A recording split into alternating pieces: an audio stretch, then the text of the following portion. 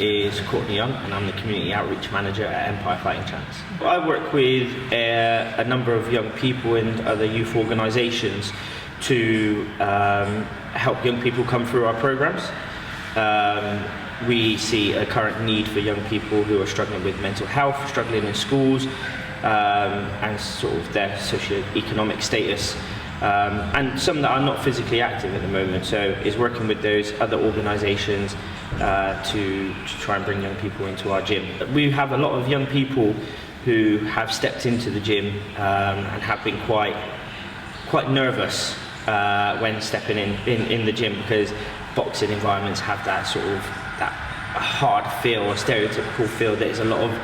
angry men punching punch bags and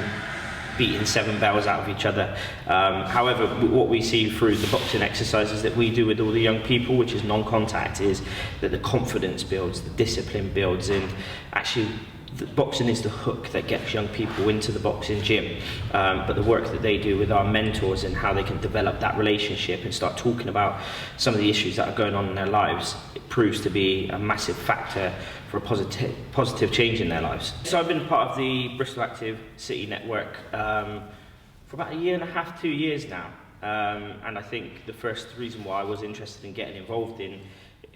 within the network is to meet other organisations and other people who really are passionate about sport and getting people physically active. I think it's great to be able to try and spread that all across Bristol, and we do great work individually in our own individual sort of places and works in silos, but coming together as one to try and get as many people in Bristol physically active to help with mental health, to help with some of the economic issues that are going on in their lives, I think is a massive thing. Working with other organisations and finding out about other organisations who I've never necessarily heard of in Bristol, which is crazy because I've lived in Bristol all my life. So hearing about some of the great work that they're doing and having separate conversations outside of the network and cross-referring some of our young people into some of these other great organisations has been a massive help. Some of the workshops that I've been involved in has been great to expand my knowledge and what the current issues and what the current climate is in terms of the physical activities that are going on in Bristol. Which has then formed my learning into trying to spread out into different parts of Bristol instead of just staying into Easton. I'm trying to link, as I said, trying to link in with other organisations now and trying to work in different parts of Bristol, as some of the barriers that we find with young people coming to our gym is the public transport isn't great, and also it could be quite hard for them to come into different parts of Bristol where they don't feel comfortable. So it's expanded my knowledge and it's changed the way that I've started to do things. The theory of change is a big piece of work that we were involved in, and I think there's a lot of sitting and listening, but it's definitely important to see where we are as a city, and where we want to go, and leading those conversations and being part of those conversations is fantastic. I think I've taken some of that learning and brought it in here and how it can develop into our own work, and then expanding on that and bringing back and one of my roles is listening to the young people and the parents that come through the gym, and then trying to, I guess, communicate for them on what they want to see in Bristol and what some of the barriers are for them, and some of the challenges of getting involved in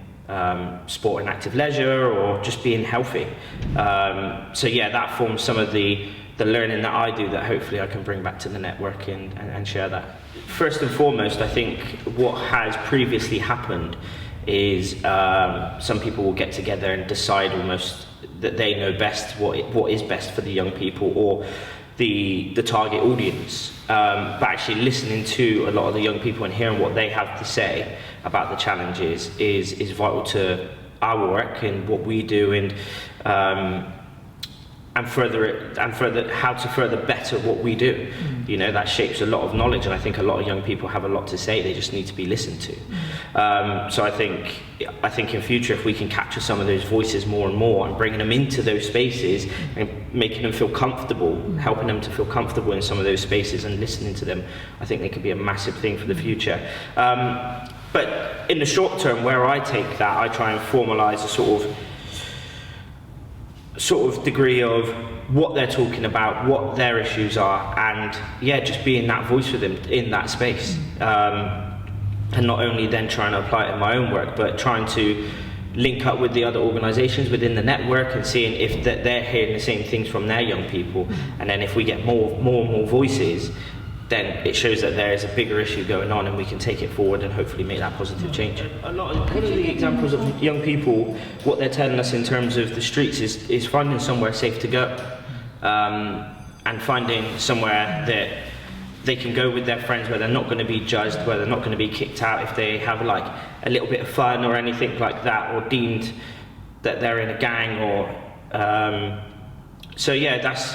one of the things that a lot of young people say to me. And again, I think what we then try and do is bring them into the gym. So we've put on more group sessions, we go out to their areas. One of the big things that I was involved in when I was younger was being involved in youth clubs, where I think a lot of shut down. So,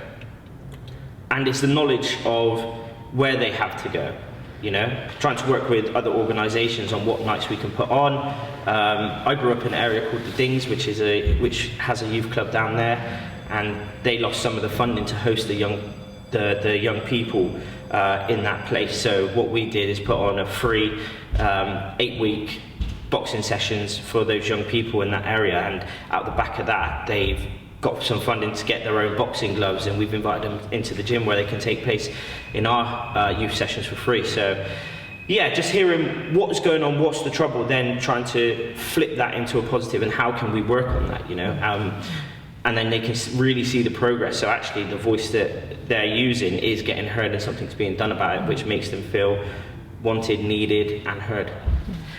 I think one of the biggest challenges is there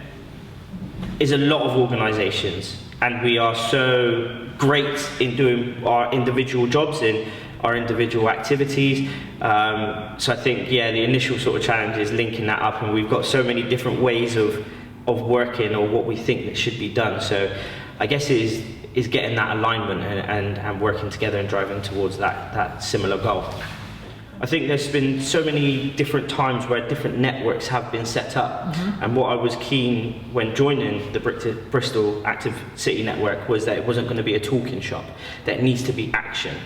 You know, we're all so busy that we can't give up time to sit 3-4 hours if we can't see things improving and changing. So I think that it'd be great to have more opportunity to collaborate on different projects with people from the network. And yeah, making sure that it doesn't then turn into that talking shop, and that we see tangible action, building on those small steps to try and get Bristol moving and active and working together. Yeah, I think it was a feeling out process with the network, which is always going to happen. As I said, you're bringing people from many different walks of life together, and I think everybody's quite guarded initially, because whether you're a charity like us or another organisation, I think sometimes you're battling for the same funding, so you want to keep guarded. But I think, again, what I've seen over the past year or so is a real want to change, and a real sort of process to bring everybody together and be the driver for change and for good in this city. I think the next big step for me would be to put on an event, I guess, to put on a big event to showcase that actually there are people out there that want to be the positive change in this city, and they are doing something about it. I think there's no better way to showcase that by doing a big, massive family event where we invite pretty much the whole of Bristol, where it's take part in different sports, to get out there and sharing that knowledge and really showcasing that we're in this together, and we're in this together and wanting to work with members of the public and everybody in Bristol.